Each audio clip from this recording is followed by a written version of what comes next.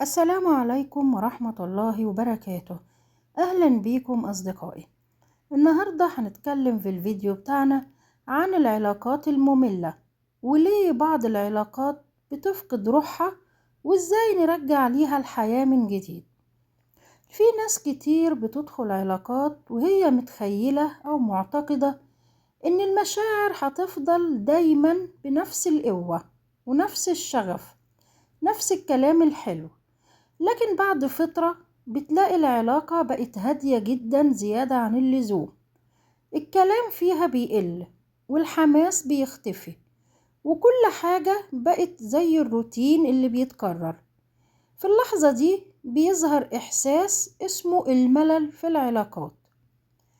والملل مش معناه إن العلاقة انتهت، لكن بيكون علامة إن في حاجة في العلاقة ديت غلط ومحتاجة تتفهم وتتغير. العلاقة المملة مش معناها إن مفيش مشاكل أو خناقات، لا بالعكس، ساعات بتكون العلاقة هادية جدا بس مفيش فيها روح، مفيش فيها شغف، ومفيش فيها فضول إنك تعرف حاجة جديدة عن الطرف التاني، ومفيش فيها حماس إنك تحكي أو تسمع من الطرف التاني.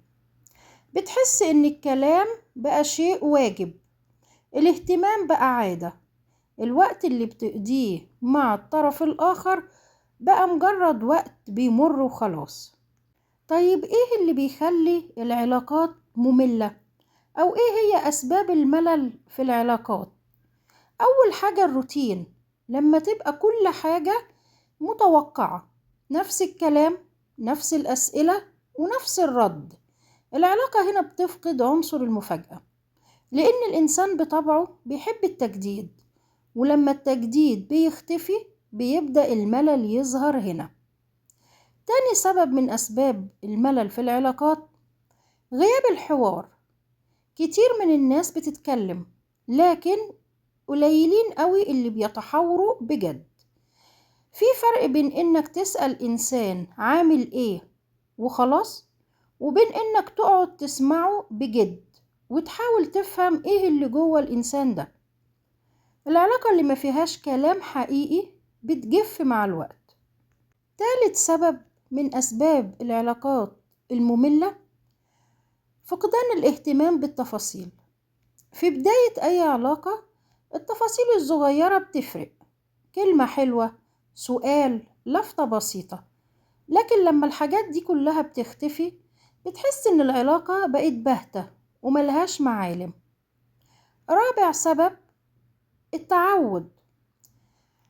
لما الشخص اللي قدامك أو الطرف التاني بيبقى متأكد إنك هتكون موجود مهما حصل، في الوقت ده بيبطل يحاول، مش عن قصد، لكنه حس بالأمان إن أنت موجود دايما معاه، وده حس بالأمان زيادة عن اللزوم. الاعتياد الزائد ده بيخلي العلاقة تفقد قيمتها بالتدريج. خامس سبب من أسباب ظهور الملل في العلاقات إن كل واحد من الطرفين عايش في عالم لوحده، مشغول بحياته، مفيش مساحة مشتركة بينه وبين الطرف التاني. في الوقت ده العلاقة بتتحول لشكل بس، لكنها من جواها بتكون فاضية. طيب إيه العلامات اللي لو ظهرت في أي علاقة بين طرفين نقول إن العلاقة دي بقت مملة؟ في علامات زي الكلام بين الطرفين بقى قليل أو متكرر، أو مفيش مواضيع جديدة يتكلموا فيها، هي نفس المواضيع. الوقت بقى مع بعض لما بيكونوا مع بعض بقى تقيل وبيمر ببطء، مفيش حماس، الإحساس إن العلاقة دي واقفة مكانها. طيب إزاي إحنا نكسر الملل في العلاقات؟ نعمل إيه عشان نتخلص من الملل؟ أول حاجة التجديد.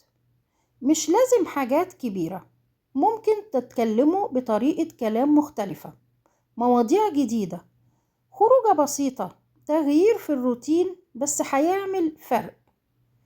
تاني حاجة الرجوع للكلام الحقيقي، يعني أسأل الطرف الآخر عن أحواله بجد وأسمع له وأحكي معاه بصدق.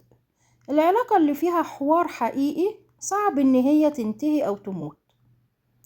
تالت حاجة الاهتمام بالتفاصيل الصغيرة. ممكن كلمة حلوة تغير اليوم بالكامل للطرف الآخر. سؤال بسيط ممكن يرجع إحساس كان غايب من زمان. رابع حاجة كل واحد من الطرفين يحاول يطور نفسه. الشخص لما بيفضل واقف مكانه العلاقة كمان بتقف ما بتتغيرش، لكن لما كل واحد يتغير ويتعلم ويجرب العلاقة دي نفسها هتتجدد. لازم نعرف كمان إن مفيش علاقة هتفضل طول الوقت حماس البدايات. العلاقات زي أي حاجة في الدنيا محتاجة رعاية ومحتاجة مجهود، محتاجة يكون عندنا النية إن احنا نحافظ عليها. العلاقة اللي الطرفين بيحاولوا فيها حتى لو بتمر بفترات هدوء العلاقة دي بتعيش وبتكمل، لكن العلاقة اللي فيها إهمال حتى لو كانت قوية في البداية بتضعف مع الوقت.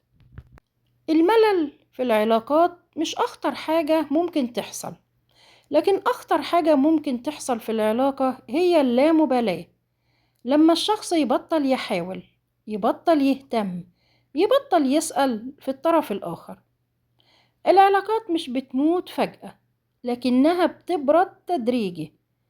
كلمة ما اتقالتش في وقتها، أو اهتمام اتأجل، أو إحساس سبناه. لو عايز تحافظ على أي علاقة في حياتك افتكر دايما إن أبسط الأشياء ممكن ترجع أكبر المشاعر. والسلام عليكم ورحمة الله وبركاته.